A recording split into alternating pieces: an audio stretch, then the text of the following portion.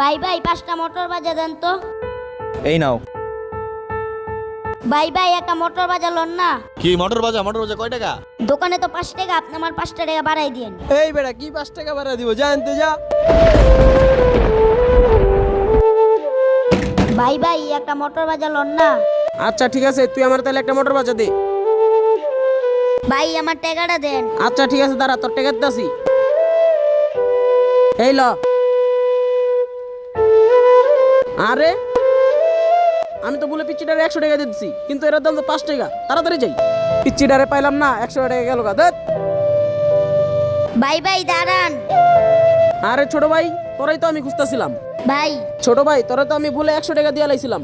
ভাই আপনার টাকাটা দিতেইছিলাম। কিন্তু ছোট ভাই, তুই তো চাইলে আমার টাকাটা নিয়েও যেতে পারতি।